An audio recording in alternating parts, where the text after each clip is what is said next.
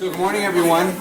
Hope everybody had a chance to get lunch. I noticed that they ordered extra cookies, which is good this time because I think we might have run out one of the times before. So there's plenty of cookies. So that's the important part. And anybody heard yet whether there's anything official about the university closing tomorrow with the storm coming? We don't know yet. We'll probably wait until we're on the train heading in. It's usually what happens is I'm on the train, ready to come in, and then, So anyway, we'll see. If we learn anything before any general announcement goes out, we'll spread the word. So wanted to get started. So today I had a couple of updates. The open house is, for those of you that are participating, which should be pretty much everybody, not necessarily those of you in the room, but all the colleges and schools, is this Saturday, don't forget. And the storm should be long over by then. So that's the all-in graduate open house is this Saturday. I'm sure that the contacts of the folks from EMSS, from Grad Admissions, Nikki Kelly's group, has already been in touch about planning that, but just don't forget. Natalie, do you want to give a real quick note about the Title IX? There's basically the OED, the Office of OED is putting together a Title IX training for graduate students. And it's not quite yet ready, but it will be coming down the road. So you want to give a quick note about that? Sure. Just briefly, following up on what James announced, that OED has developed an online training module to review Title IX, very similar to what we do on our own as staff here in the Career Pathways module. This will be on BB Learn. So we are working with OED and the General Counsel's Office to identify which of our grad students, most likely TA, RAs, would be most appropriate to take the training, and possibly opening it up to even our master students as well, but they don't have the same, relationship with undergraduate students or other kind of teaching responsibilities. So we're working on the details with those, so just stay tuned. That will be coming out in the future, and then the grad college will work on a communication plan for you to communicate to your students, and as well as directions and trainings and things like that. So that should be upcoming. I would hope by summer we can get this implemented. And it's a little quiet, maybe fall. Yeah. One of the things we're looking into is whether grad students, TAs, are mandatory reporters or not, mandated reporters. And there's some ambiguity about that, so we're trying, before this gets rolled out, we need to have clarification about whether they're mandated. All of you guys are, all of us, we're all mandated reporters, but it's not clear whether TAs and RAs are. So we'll look into that and find out.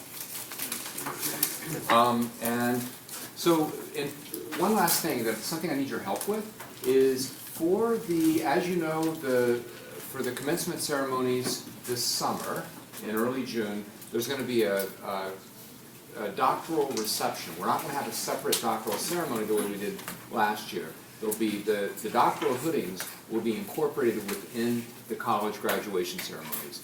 There will be a reception, and I believe that's Sunday evening, right? So it's Sunday evening, 4 to 6. And that for the doctoral students. But it's a little more informal, bring your family, some food, that sort of thing.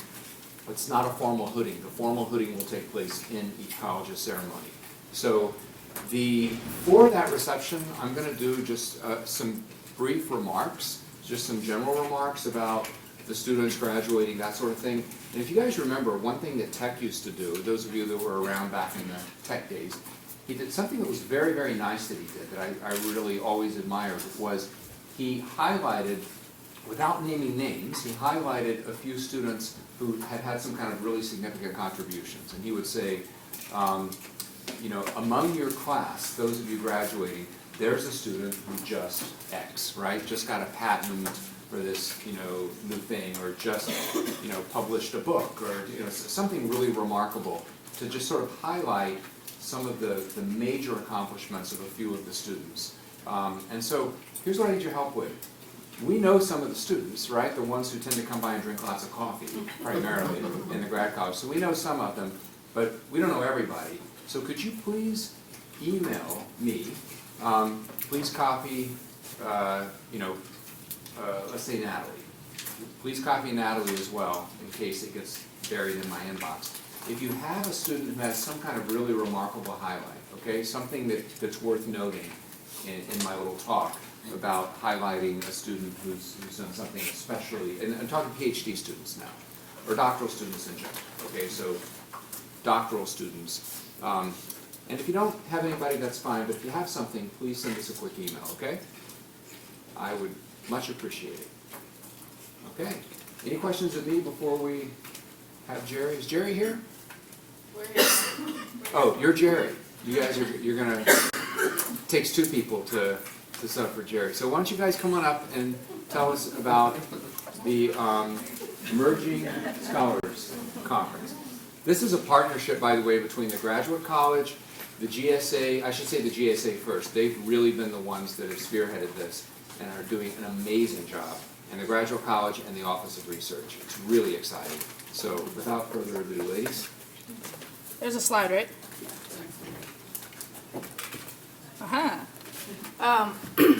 Hi, so my name's Katie, My name is Valerie. and we're vice presidents for the GSA. Jerry's not here, he's the president, but he sends his regards, I guess. He sends us to do his dirty work.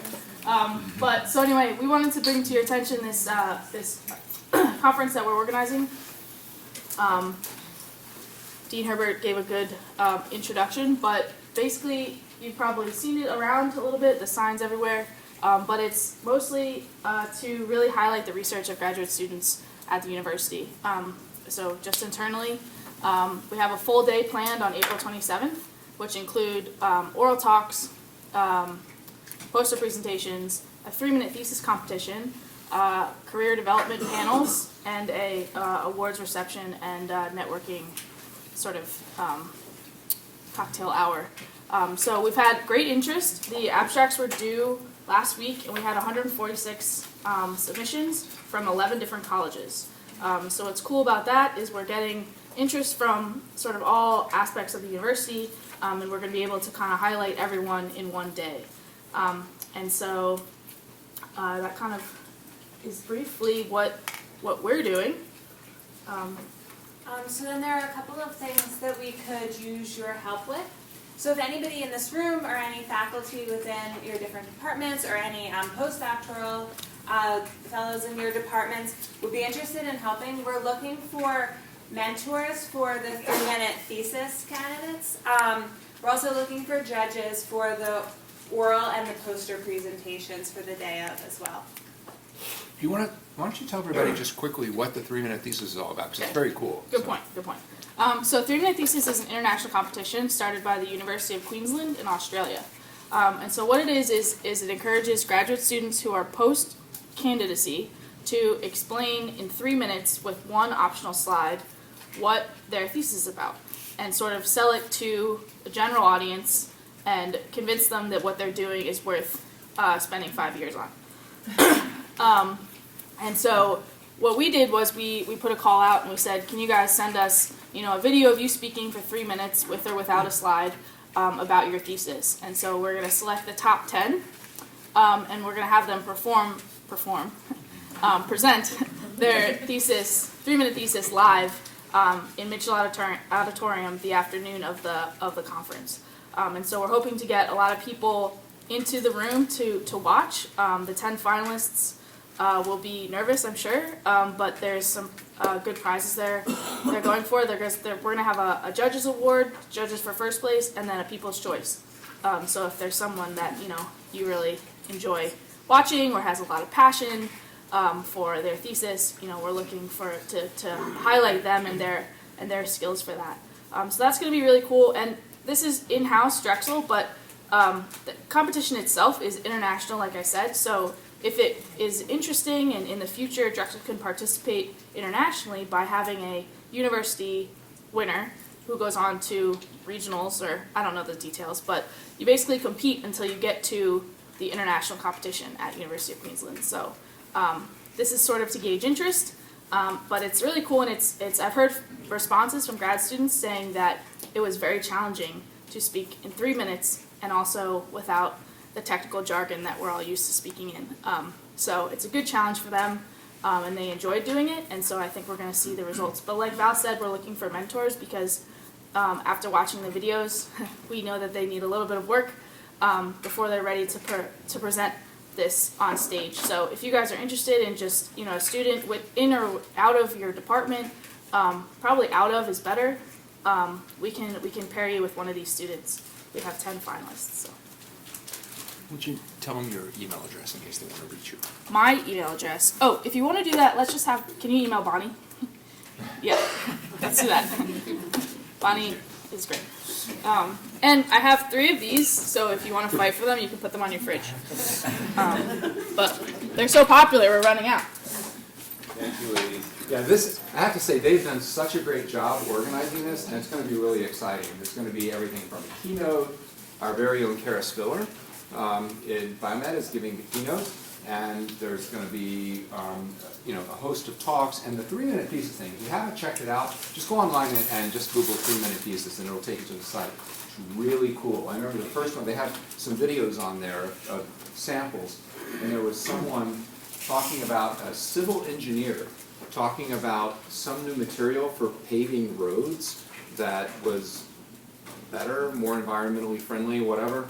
And she was so compelling and so exciting about this project that I just was ready, I personally was ready to drop everything and go study road building or something. I mean, it's amazing. So check it out, 3-minute thesis. It's a lot of fun. Okay.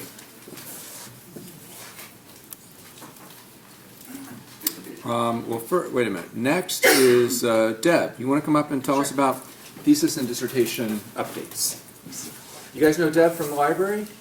Hi, I'm Deb Morley, Director of Data and Digital Stewardship from the Drexel University Libraries, and I'm here to share some good news with you in that we figured out a way to lower a little bit the expected cost of graduation for our graduate students by no longer charging them to bind their archival copy of their thesis and dissertation. So that's a very positive note. Related to that, the Graduate College Council unanimously decided that the graduate students should also not be required to provide bound print copies of their theses or dissertations to their advisor or to their department. So theses and dissertations are available electronically online, both through the ProQuest database and in IDEA, the Drexel Digital Repository. Since 2002, graduate students have been submitting an electronic copy along with the print copy of a dissertation, and about 95% of our students have been submitting an electronic copy of their master's theses with their print theses. So that's another change. We're hoping to get all of the advisors behind and encouraging students to whether it's a dissertation or a thesis, to submit an electronic copy. Master's students had the choice of submitting either a second print copy for what we called a use copy in the libraries that could be put on the shelves and pulled out and circulated back in the days when people actually checked books out of the library. But we are moving really kind of to a complete, digital collection and electronic workflow. Another change that's occurring is on the graduate student completion form. You'll see that there is now an entry where an embargo request can be submitted. That requires the signature of the advisor. Up until now, the embargo requests have been kind of ad hoc and not as streamlined as we'd like, with kind of a lot of emails going back and forth. So we thought we would just build that right into the workflow process.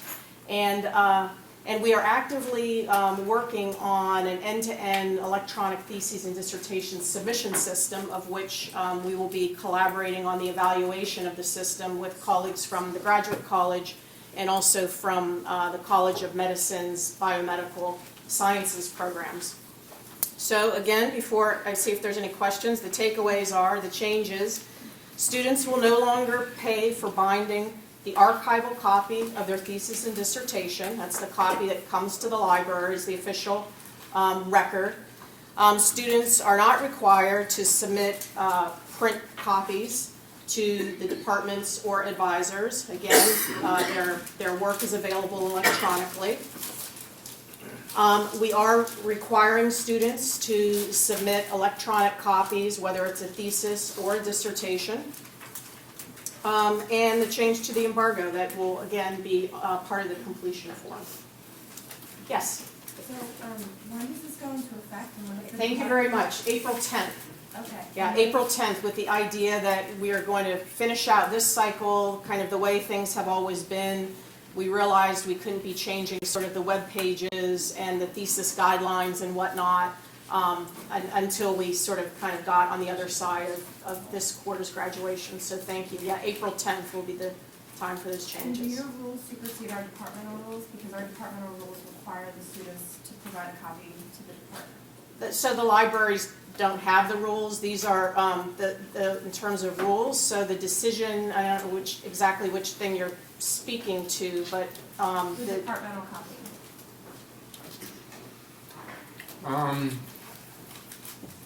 Yeah, whose rules are these? What's that? Whose rules are they, I wonder? so when we presented at the Graduate College Council, as I mentioned, you know, the topic was raised and there seemed to be a unanimous decision that the print copies should not be the burden of the students. So it's not to say that departments cannot have print copies, but I think that what we are seeing is as students are, you know, and this is only for the graduate college. So DuCom has always done this differently and not charged the students for binding any of their documents.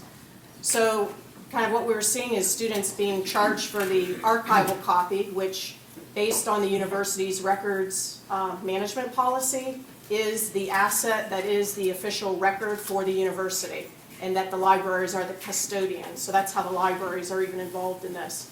I can't speak to any departmental policies that have, So what we should do Come is up over time? if your college or your department wants to require the student to do this, let's have a conversation.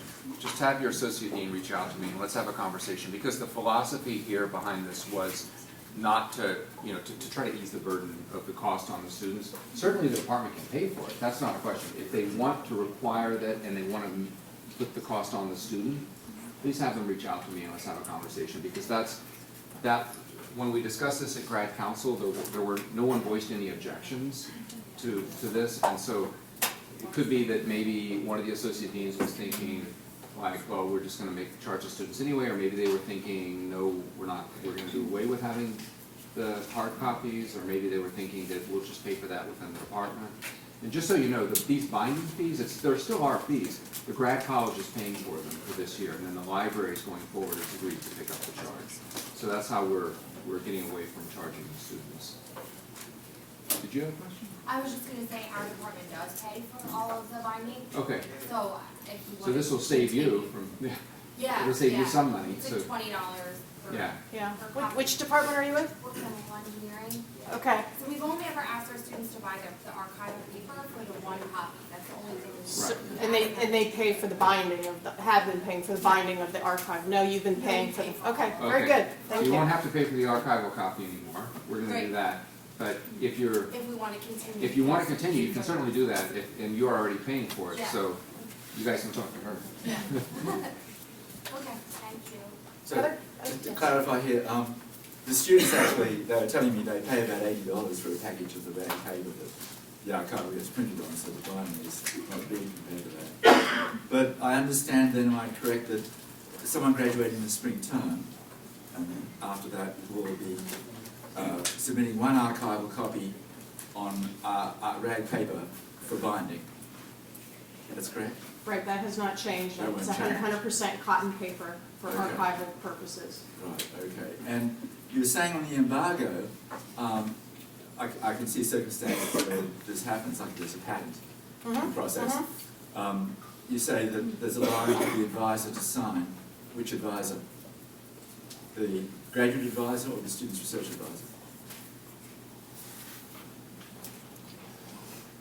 There's already an ambiguity on some form. Yeah. Yeah, no, and just so you know, we're doing a fresh look at all the D forms, because there's a number of these ambiguities. I don't think it really matters, you know, whether it's the person's mentor or the departmental grad advisor, it doesn't really matter, as long as one of them signs it. Yeah, and I would ask those advisors in the room, who does it now? Because right now, it's an email that comes from some advisor to the libraries requesting the embargo. Typically the grad advisor, so it's typically the grad advisor for that program, right? But if you want the PI to do it, you know, the student's PhD mentor, that would work. So following, or on April 10th, we will get the changes made online. I think there will be maybe a communication that follows up about just kind of recapping the changes again. I think, you know, with the master's level, encouraging those students to also submit electronic copy. You know, we are seeing increasing use of the online versions of these, not just from Drexel individuals. It's kind of interesting to look at the statistics. Second to Drexel, the institution that downloads our theses and dissertations most is MIT. So it's interesting just to kind of, you know, have things out there and you know, to make them more discoverable and more available. So thank you. Great. So everybody knows about, on the next subject, everybody knows about the travel ban, the Trump's initial travel ban, and then, which was then stayed by the courts, and now he's getting ready to, it hasn't happened yet, right? It's gonna come out. It was released already, and it goes into effect on Wednesday. So, Jesse from ISSS, so please take it away. I'm Josie. Jess Cordisco couldn't make it today. So what's going on? Here I am. Here's a whole bunch of stuff, don't bother. The travel ban previously impacted 7 countries and was pretty easy to overturn in the courts, and so it was overturned in the courts. The new travel ban hasn't been put into effect yet. Certainly someone's going to try to overturn it in the courts. We wish them well. It's no longer impacting 7 countries, it's 6 countries. Iraq was taken off the list, but unfortunately our students, faculty, and researchers from Iran, Libya, Somalia, Sudan, Syria, and Yemen will be subject to the travel ban. The travel ban's duration is 90 days starting, it says March 16th, but I could have sworn it was the 15th, but anyway, it's not nice. Okay, it starts Thursday at 12 a.m. and goes through mid-June. This is going to be wildly inconvenient for anybody who's outside of the country. There are ways to get around it. There are waivers that people can apply for. It is not your job to educate yourselves on all of that. You guys already advise your students and your faculty on so many other topics. If somebody has a question about any of this, please send them to us. We have a staff that's ready and willing to help. If anybody from the list of 6 countries that you know of in your department wants to leave the U.S., not just get back in, but leave at all, please send them to us to consult about the likelihood of their being able to get back in within the time frame that they think they ought to be able to get back in. It's not your job to tell them do it or don't do it. That's liability you guys do not want. Please just send them to us. International travel for everybody else. All of our international everyone from not the 6 countries. We're giving them the same advice as we normally do, which is don't wander off in the middle of term unless you have a really good reason for doing so. And if you do have a really good reason for doing so, tell ISSS what it is so that we can put it in your record. You know, if grandma dies back home in Mumbai, you need to go home for the funeral in February. It's the middle of term, we understand. But if you try to come back in late February and CBP has questions, if ISSS has it on record, we get the call at 2 o'clock in the morning and can look up the student and tell them what's going on and why that person should be let back into the States. If a student has to travel, they should come and talk to us. We can help them do it more successfully. And any of your students, if you have a researcher in your lab who is working on post-completion OPT, who knows what that is? All right, some of you. So most of Drexel's international students are here on university-sponsored F1 visas. It's a pretty good visa. It lets you study full-time at the university of your choice, and after you graduate, if you were here for a long enough degree, you are allowed to have always at least 1 year of work authorization in the US as a benefit of the student visa without having to switch to a work visa, which are severely limited.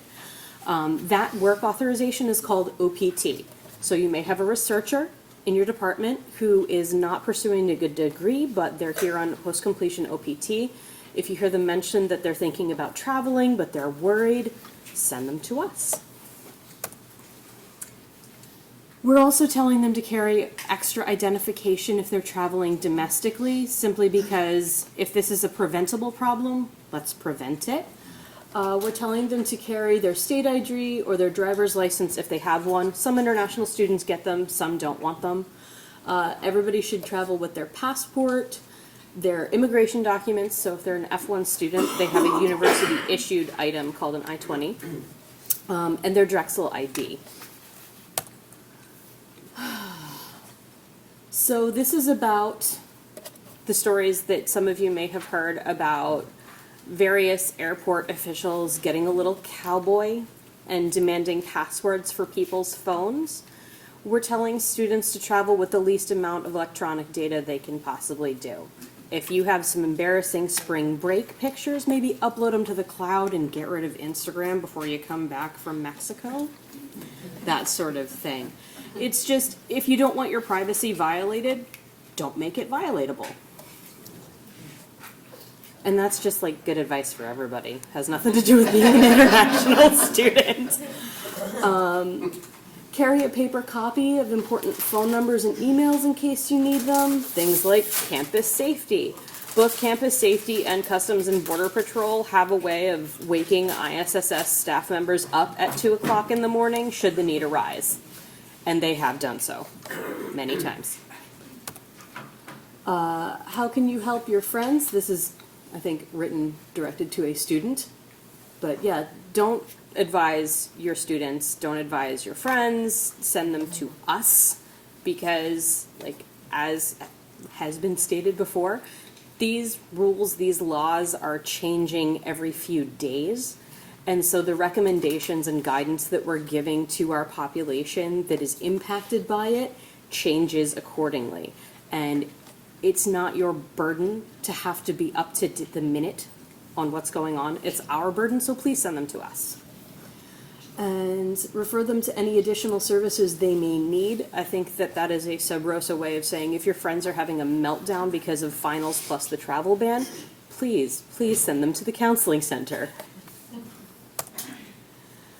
This is a bunch of links that are way too small to read, but this is us, SCIC, if that's something that you think ought to help, Office of International Programs.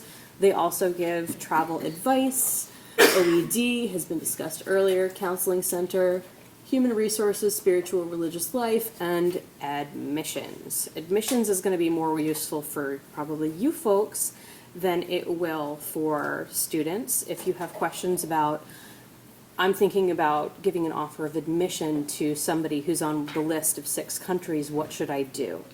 For the time being, ISSS doesn't want to give you an answer on that because that's not our responsibility. We don't have the power to tell you what to do in that regard. Talk to admissions about it. Admissions is going to have some ideas about what they want done and not done. And that's us. Questions? Could you comment on the situation of having a PhD student on F1 visa from one of the 6 countries and the visa expires at the end of May? So, okay, I'm going to nerd out. There is a difference between the visa sticker inside somebody's passport, which says F1, Drexel University, has a picture of their face on it, takes up a whole page. That is technically the visa. That thing can expire the day after you come into the United States. No one cares, as long as you don't leave. The sticker only does one thing. What that does is when you're trying to enter the U.S., you have to have a non-expired sticker that pertains to the institution that you're coming to hang out at. What really matters for people who are in the U.S. and need to remain here is their status, which is unfortunately invisible, but ISSS can check on it for students. So in the case of somebody who's here for their dissertation and they maybe need a year longer to complete their work than their sticker says, like, again, send them to ISSS because it's not your burden to remember all of this stuff. But in general terms, if the sticker expires and they're staying here, not the end of the world. What they want to do is make sure that their status is okay. This is best reflected visibly to the student by their I-20. Who knows what an I-20 is? Cool, most of you. The I-20 is a 3-page document that is issued from ISSS and sent to a student before they even get here to start their program. They take the I-20 to the embassy to get their F1 sticker in their passport so they can come in. When they come in, they carry their passport, their visa, and their I-20. So the I-20 usually is a pretty good reflection of what's going on in the government database that governs all of the student visas. That's where their status is housed. So if a student has questions about my sticker's expiring, I don't know if I'm okay, or my sticker and my I-20 are both going to expire at the same time, but I need another year to finish my work, it's cool. Come and talk to us before the end date, and we'll get you set up. So all these regulations don't affect the 60 days that students from any country can stay after they graduate? Correct. Okay, so it doesn't matter which country they're from, they can stay for 60 days after they Correct. graduate? The grace period after program completion has not been impacted. Anybody else? Does everybody know what the grace period is? Okay. So I just want to thank ISSS. They've done a really good job through all of this. We've when the first ban came into effect, there were a number of meetings. So the grad college, we sponsored a meeting.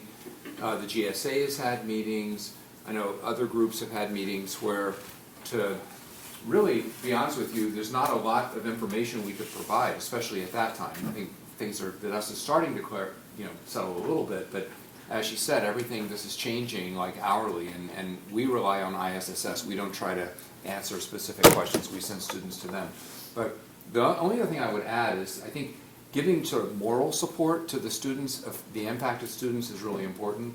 And this is what we try to do. Not that we can change it, and sort of setting politics aside, just simply saying, look, we hear you, we feel your pain. We have a lot of students from Iran in particular, a lot of engineering students from Iran who just parenthetically are among our very best students, doing just amazing things. And I'm not in any way trying to neglect the other countries on the list, I'm just saying that Iran, there's a lot of them.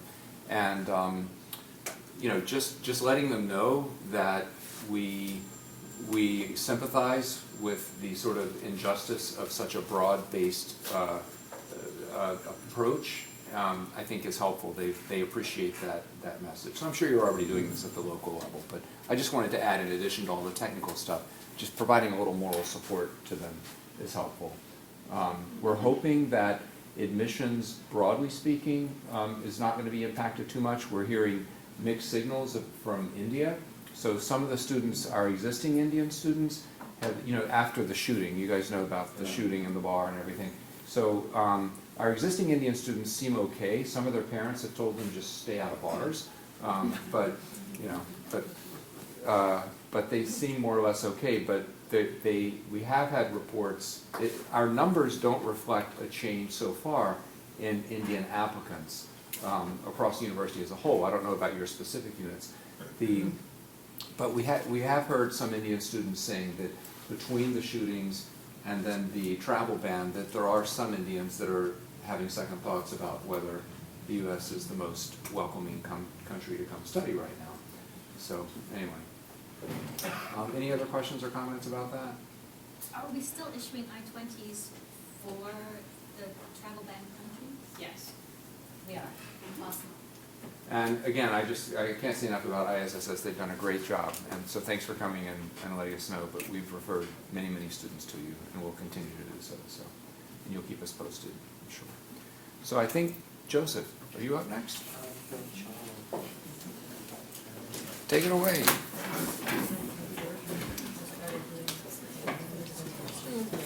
You don't have slides, right?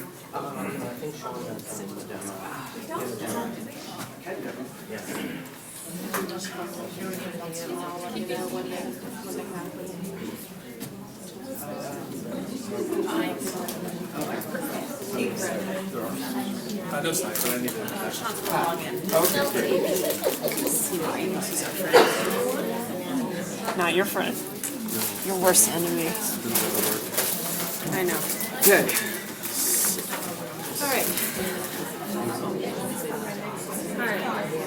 So before we get started talking about graduate forms going into ABT, Joseph and I wanted to just quickly talk about late registration appeals. We sort of rename them from late drop withdrawal appeals to late registration appeals because it has to do with adjusting registration course enrollment dates. We're moving forward towards a system where it's actually student initiated. It would take the advisors out completely. It works like that currently on the undergraduate side. There's this email address called, I think it's appeals@drexel.edu, that Cappy McCoy and OUR.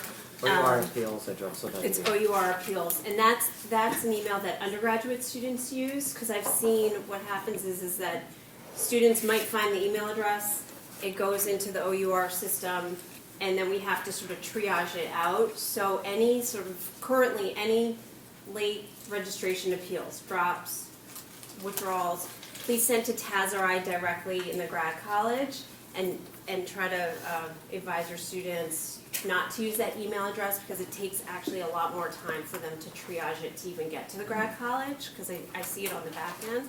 And now Joseph can speak to what we're working towards Sure. to help just streamline everything. Well, hello everyone.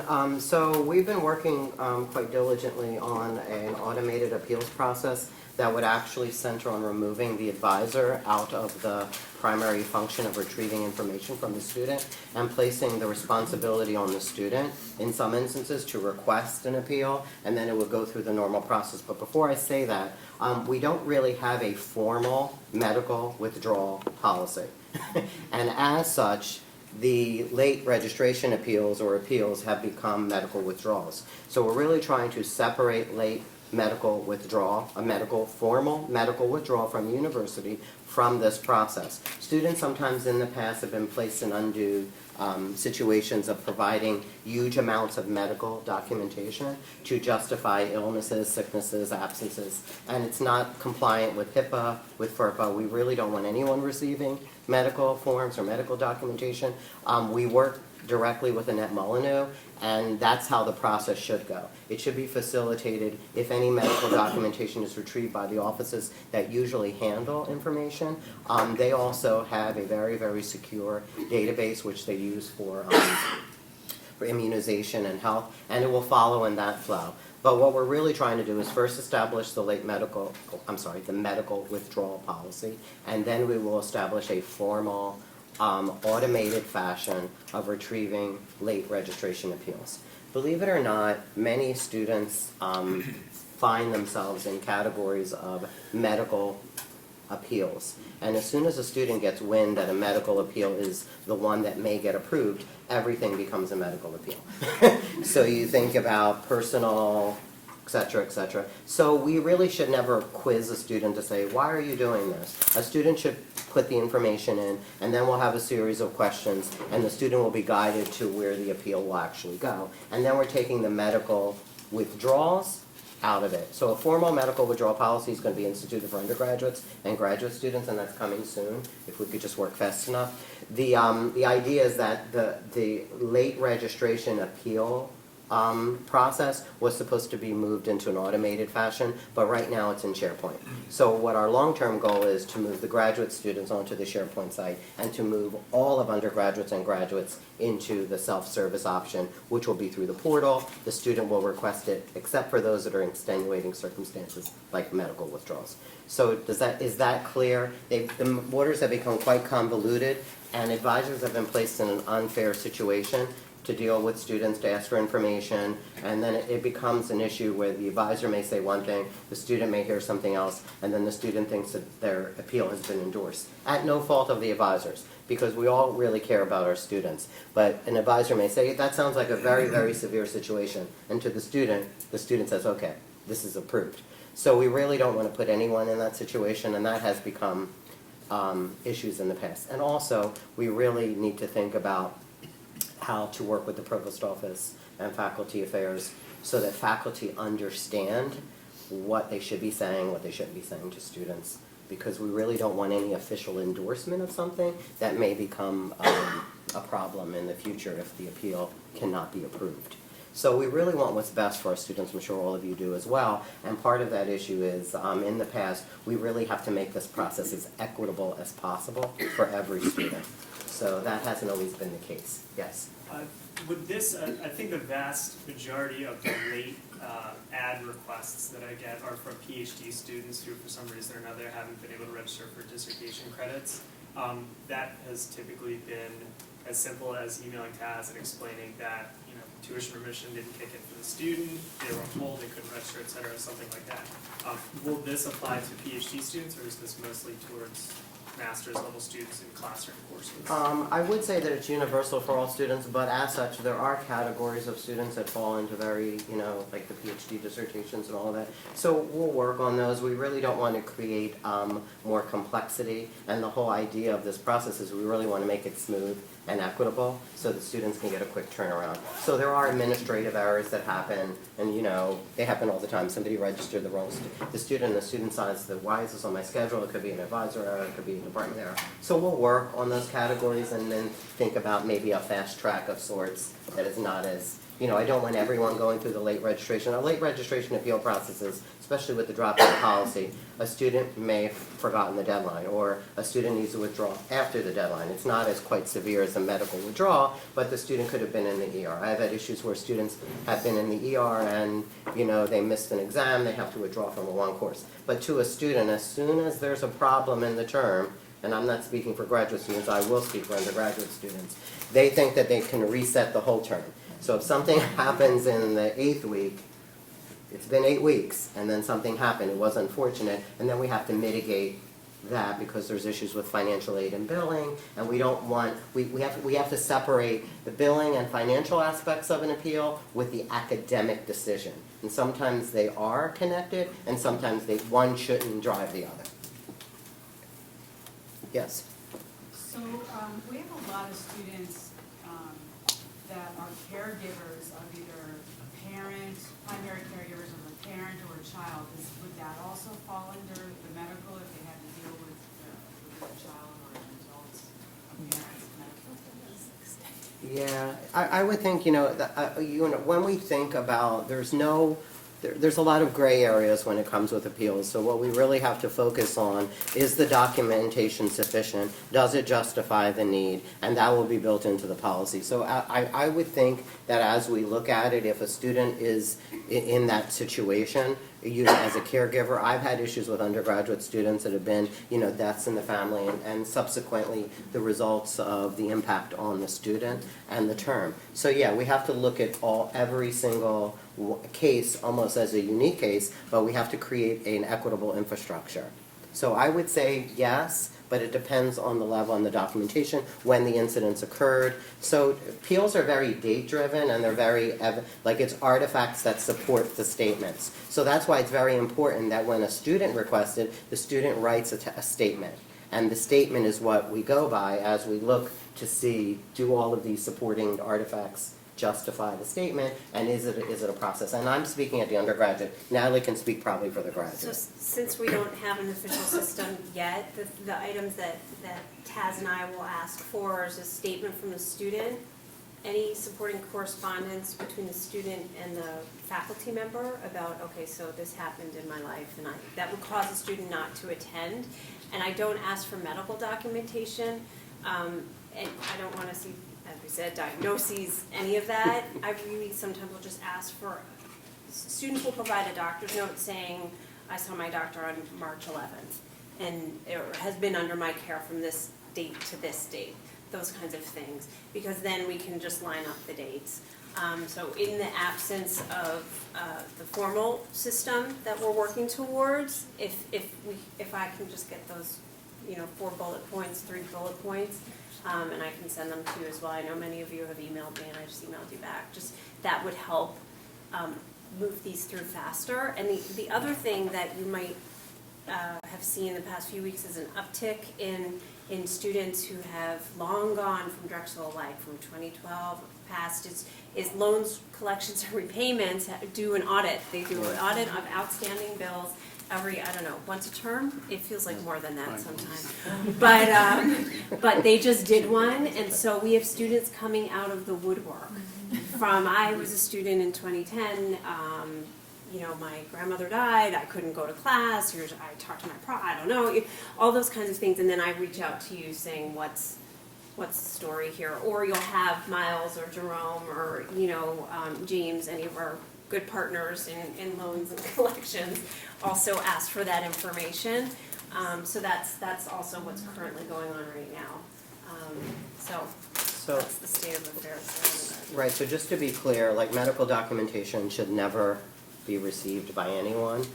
Usually it's just point in time. I have many degrees from the university, but medical coding and billing is not one of my certificates. So I don't want to just try to guess. No, not maybe 2 years from now. Okay. But reading ICD-9 codes and, not your thing. yeah. Okay. So I've had students that have given me X-ray. I'm like, you can keep that. I don't need to see all of it. We just want point in time, like they were under a physician's care. And part of it is we have to protect ourselves because we don't want to ever be in a situation where we have stored X-rays and ER diagnoses and, Blood work and write-ups. things. Absolutely. So to a student, they'll give you everything because they want that course withdrawn. Like the undergraduates will give you piles and piles of medical documentation. I'm like, it's okay. So just to also go back to that, as we look at the situation, and I know we really want to be as fair as students as possible, but in the examples that Natalie has raised in 2010, 2009, 2011, we start in count. 1982. Yes, if federal funding has been given to the student and a student has received a refund, it becomes very problematic to start dropping courses because then we'd have to return federal aid and the period has expired. So once the financial aid closes their books for the year, we can't open them up again because as we start sending more and more money back to the government, guess what that does? It sends red flags that we may not know what we're doing, and then we may get a site visit, and then once the Department of Education comes, we could be into issues where we could lose our federal funding. And if we lose our federal funding, that would be, everyone would be paying out of pocket. And how long do you think that would go for? Not very long.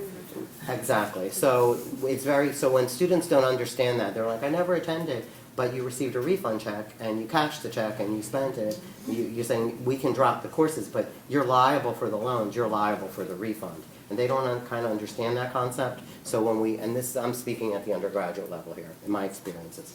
And we have to work with loans, repayments, and collections to set up a payment plan. A lot of times students don't understand that. Like I said, they really want a quick reset button.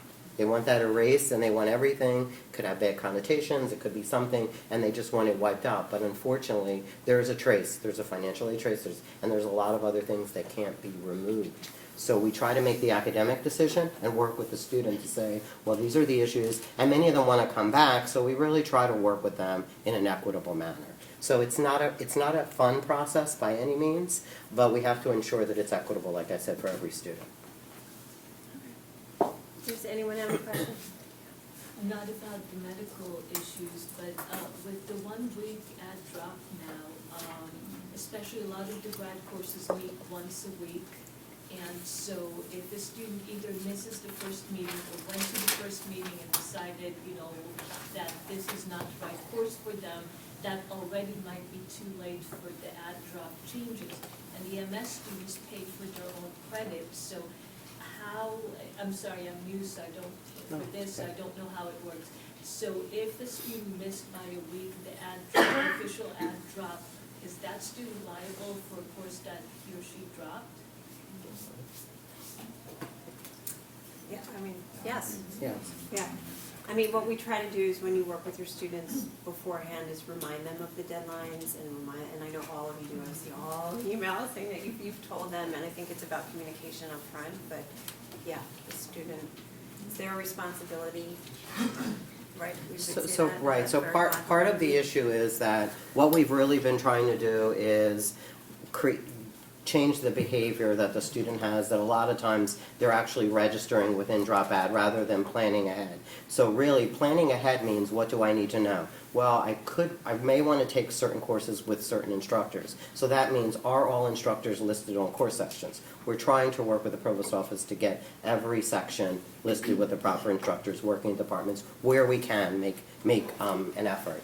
Also, for many of you to know, we've also opened up the BB Learn shells 1 week earlier, so that faculty have the ability to put in the syllabi that students really want. Well, like I said, I'm in the undergraduate mindset, and I've been a graduate student, so I understand. Many people really want to look at the syllabus because they want to see workload, what's expected. So if that's not available, it's really not the best option because it may have changed or whatever, but students look at that as a guide, the undergraduates especially, and then, of course, they don't want 5,000 critical thinking papers, so they like quickly drop it and go for the ones that have the multiple choice. So really, they decide, okay, well, I'm going to sit there and look at the syllabus and determine whether I want to do that. We've worked on that, but part of, going back to Natalie's point, it's really behavior changes. And we've been working with a lot of the departments and the colleges, and I have been with the undergraduate side of the house, to work with students and give them the benefit of the doubt. And at that moment say, look, we understand this is a new policy, we'll work with you, but the next go around, you need to be cognizant that it's 1 week. So we really can't yank the carpet out from under the students with this year, and we've been working, I know that Natalie's been working with graduate students, but by next year, everyone really should be on board. So I've worked with some students about adding and dropping, and I've given them the benefit of the doubt with the cautionary tale that when this happens again, you know, you're not going to be able to use it as a drop, it'll be a withdrawal. Well, I totally agree that Yep. we need to change the behavior of Yep. students. Yep. I'd be the last one to say you don't. But again, with the courses that meet once a week, like I had a student this term, that the course met Friday night for the first Wow. time, and he couldn't reach the professor afterwards to try and change something, and the drop date was Saturday. So I know that's an unusual case, but it's not necessarily always the students, especially the grad students, who are not prepared. And if there was a way to give them a little bit of leeway or breathing room, especially since then they're liable to pay for it in a different way than the undergrads. Because the undergrads usually pay for the term, and so it's not as financially critical if they add or drop a course, or I guess drop a course and supposedly have to pay for it. The MS students pay for each credit quite a lot, I Absolutely. should say. Absolutely. And So- we should They could just try go on and the be web. more understanding. Until Sunday night. Yeah, they have until Sunday night at 11:59 p.m. to drop it online. So again, it's just understanding, giving them the Right. proper information. Unless the course actually met on Sunday, they don't need the instructor's signature to drop the course. So that student could have, if it met on Friday, dropped it Saturday and Sunday. But So if there's something, sorry Yeah, to but interrupt, if but if there's something that, in that circumstance, Yeah. just contact Taz or I, and we'll work through it. Absolutely. But I have to say, on the graduate side, we haven't had too many, at least coming to the grad college, too many of the late ads, pass, ad drop adjustments. It hasn't been too Right, bad. and even on the undergraduate side of the house, there hasn't been that many. It's just, like I We've had said, some complaints up front about the information, policy, but behavior, and we're trying to give them as many of the materials that they have to make the decisions, because part of that is the behavior for some groups are that I'm going to build my schedule while registration is happening.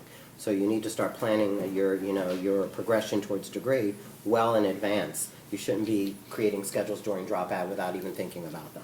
So, and I'm not trying to sound like a general, that's not a generalization. It's just there are pockets of groups that still behave that way, and it's just our job to make sure they're informed. Joe, something you just said makes me wonder if there's a switch which is working properly, because what happens is, of course, students go in, they're going in now, I hope. People who wait until the first week of classes to register in the graduate programs, they drive me nuts, but anyhow. They're going in now, recently they've been registering.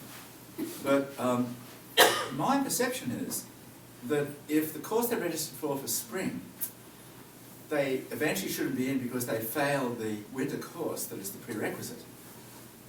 Is there a switch which dismisses them from the spring course? We're working on that, Tony. See, that's a so problem. So part of it is we've done a job for working actually as a test pilot for the undergraduate freshmen.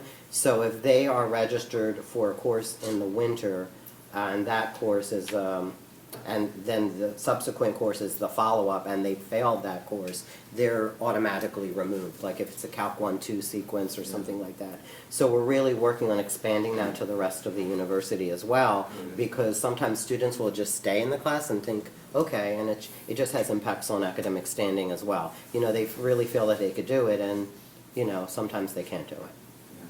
I also had another question about the X-rays. No, I don't the X-rays. A couple of years ago here, we discussed how when there was for a student a need for an accommodation that was medically related, and we all agreed.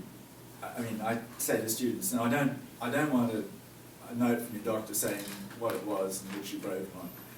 And we were advised that the way to do it was to send them to ODS. Yeah, absolutely. So that if they have need some accommodation during that quarter, that's the way to arrange that. You're ODS correct.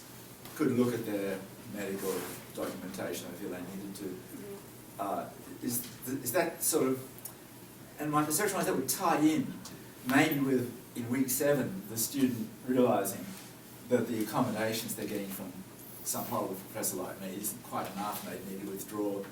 So, you know, would the advisor have you get in contact with ODS? How would one? Well, I would say absolutely. So when we encounter those issues, that's why, like the medical withdrawal, there usually is a level of advisement. If it entails an accommodation with ODS, that should happen. But accommodations are not retroactively given.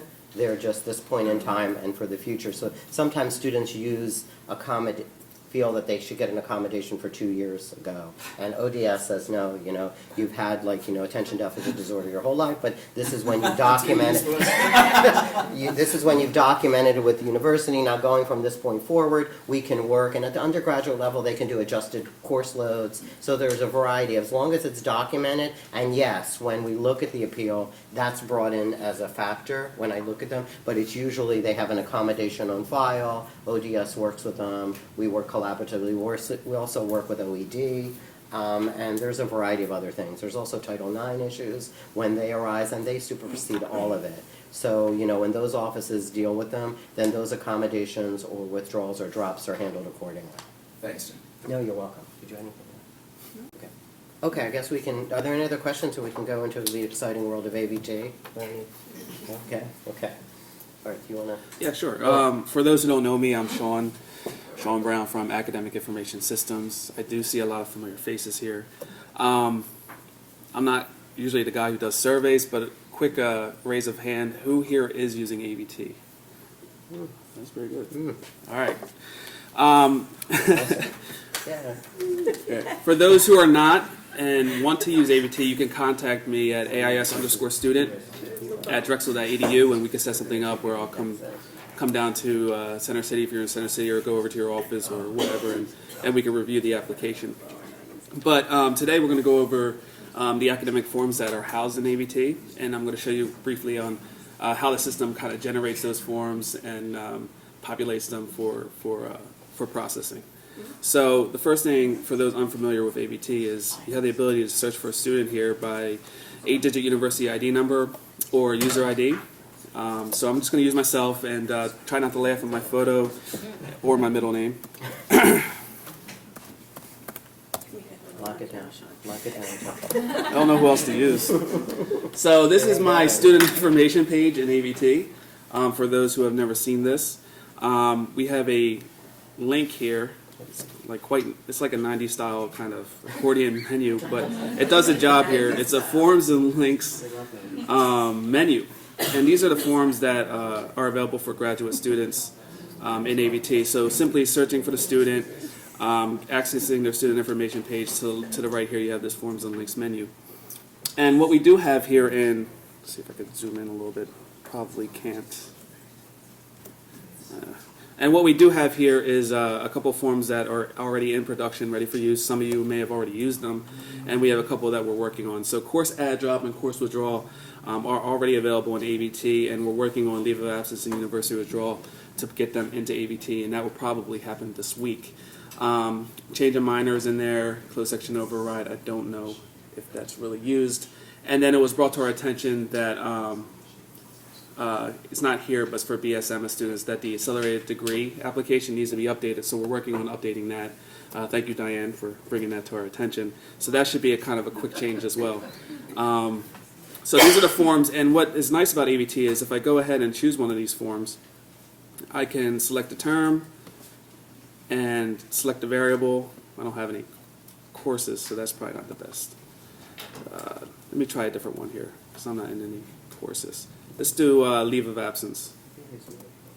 I can use you? Yeah. You sure about that? Fine, just don't drop me on it. Well, you can drop me on it.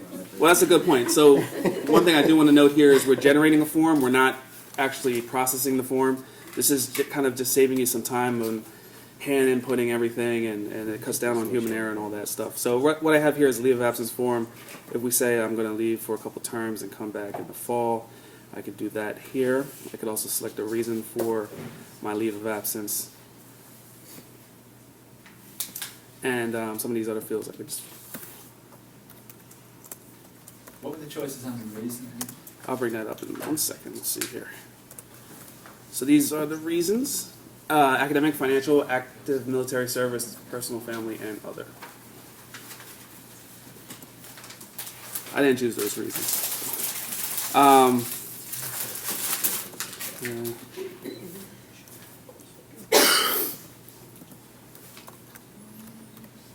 I don't live at Drexel, by the way. I do have a house. I'm just using this as an example.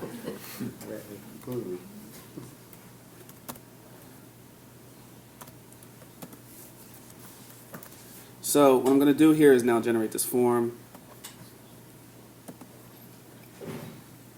And what ABT does is just overlays all that information right onto the PDF. And at this point in time, you can just save it to your desktop or print it out, give it to the student to go and have it processed. If it's not processed at this point, I am not officially on leave on this at this point, but the form is there and it has been generated. And any form that's generated over here in this right-hand menu is automatically attached here in our View Documents section, carbon copy there for reference. So if you give a student a leave of absence form or a university withdrawal form and they go with the intention of processing it, and then they stop at Shake Shack or what have you and get ketchup all over it, come back to you in a fit, you can easily just get it without generating it again and print it out for them. But this is a example of all the forms that have been processed for me. Obviously, I use myself for a lot of test cases. I do want to show course withdrawal. It's a little bit better, so can I use... Yeah, Okay. you can drop down to 110. Let's drop something. So I'm going to search for Joseph. You could just do 100. No, I need your ID. Oh, no, 100. 395. 37. Don't laugh on my picture, it's really low. You're not gonna. No, no, no. 100, 395, 37. Yeah. Yeah. Yeah. So here we have Joseph's student information page. Again, we have the forms and links menu over here. You look like a badass there. Yeah. Joseph's actually I said, don't laugh at it. Joseph's actually in undergraduate Picture program. already. Yeah, right. You do. It does kind of look like, hey, what are you Just doing? take this Put that picture. camera down. Cousin Vinny is My cousin a baseball bat. Yeah. Can't see his hand, so. But right here, actually, Joseph's in an undergraduate program, so we have double the amount of forms. They have more forms available to them, and we're working with the grad college to get more forms in there for graduate students. But the course withdrawal form works the same exact way. So if I choose the course withdrawal form here and a term, I can now choose the course I want to withdraw from, given that I'm in the withdrawal period. Which one do you want? Do 110. Okay, I just always put test in here. But... All right, so all we did was put in the effective term and the actual course we want to withdraw from, and ABT will do the rest. So what we have here is a real time saver, right? It put Joseph's name there, university ID, email. You don't have to worry about getting his ID wrong or putting in a seven-digit ID by mistake. The only thing we did was the term and the variable, which is the course we want to withdraw from, and all that, once again, overlays on the form at this point in time. You can print it out, give it to the student, save it to your desktop, or what have you. So that's how all the forms kind of work in ABT. They're going to ask you for a couple of different inputs, obviously. Leave of absence would be when you're leaving, when you expect to come back. University withdrawal would be what term you expect to withdraw from. But the real benefit of ABT is it throws it all onto the PDF, and it really does save at least the undergraduate advisors a lot of time. because they find their work very, very transactional. So we're working once again to get the leave of absence and university withdrawal form into ABT for the grad students. Currently, it's only the CCS.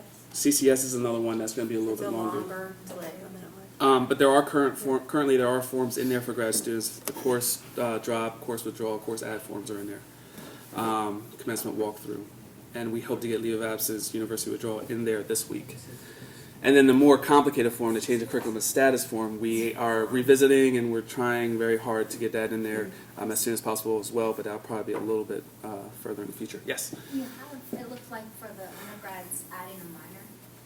Are you going to do that separately from the CCS form for grad students? Because I perceive that I'm going to have a lot more of that happening in the future.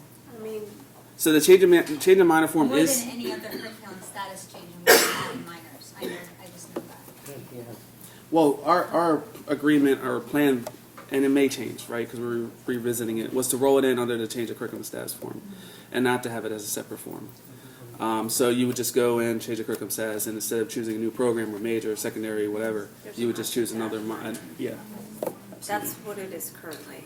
Yeah. But we have some delays with the production and the layout of the form, because there is a lot of information that is being asked on the That's why I CCS wondered form. if it would be helpful We to have it can- as we just can- a separate. Yeah, we Talk can, about that. we're still in the Planning. planning stages, but the idea is that it pre-populates a lot of the information, which saves time, and then on the processing end, it really helps our office and the But registrar's that was office. actually more Yeah. to the point, Yeah. because if you see a change of curriculum Yep. status form, you have no idea what is, you know, what's the imperative. Yeah. But if you see a change, like an addition of a minor form or just a minor form for grad, then you just know it's kind of part of the common flow. Absolutely. It's not this major. Absolutely. Yeah, so, So we can talk about that, and I think. Yeah, since we we're just have to revisiting look it, at the undergrad form and I get- agree the change of curriculum status is a very big umbrella, covers a lot of different changes. So that's something we could definitely talk about as we revisit the change of curriculum status. Good point, thank you. because the end goal is that a lot of these forms, if this is the first stage, it really is gonna enter into a workflow, and we really wanna automate it, so that eventually it will update Banner. So that would be fantastic for our office as well, but more importantly, to get it in a workflow so we know where it is, where the holdup is, and that's with the leave of absence and withdrawal. So that's the whole intention. And a lot of the undergraduate, on the undergraduate side, those are in workflows already. So that you can know why, if there's a holdup in financial aid or something, you can easily diagnose where in the process it is. And that's where we'd like to go with the graduate forms as well. Right. And for those graduate advisors already entering notes and interactions in ABT, it's just, one click over, the form's right there for you. Yeah. No, I'm done. That's it. Okay, no, I was just gonna say, we have an in-house career services team, Mhm. and I think that they would be very interested in using ABT alongside with us. Okay. But I don't know how built out it would be for that, because that way we can kind of know if our students are doing the co-curricular pieces Right. at the grad level, because I think all of us, particularly in the MBA curriculum and all that, it's such a huge part of what grad students are about. Right. is- And I think we actually mentioned, we talked about this very briefly. We did very briefly. But we didn't pursue it at that I time. wasn't sure if it was really set up for that, but it would be very nice for us to go into Um, ABT to see that they've been meeting with the career services advisors and what the touch points have been. Right. Well, no, they had their own career services within the. Right, right. Yeah, but we do have Steinbright that also uses ABT as well. So, yeah, let's set something up. I don't see any issues with that. Yeah, we can talk about it. ABT was developed originally for the undergraduate students. It's not a perfect fit for graduate students. It's a very good fit. The reason I bring that up is if you notice something that would be very beneficial for you to have in ABT, like an indicator or some sort of information that's not represented currently, please let us know, and that way we can put it in there. It's a homegrown system, and we have a lot of different projects open with enhancing it and adding stuff into ABT. So, thank you. And just quickly, I know because we want to wrap up, but just next steps. So currently, the PDFs are on the Grad College website and also in ABT, and the goal is to remove all the forms from the Grad College website as of, what did we say, winter of 18, probably, just so it's a phased-in approach. It's not, we're not removing all of the forms, accessible forms right now, because a lot of you are still being trained on ABT, but hopefully by winter of 18, there will there will not be forms on the Grad College website other than the D forms, because those are staying as is for now. and everything else will be in ABT.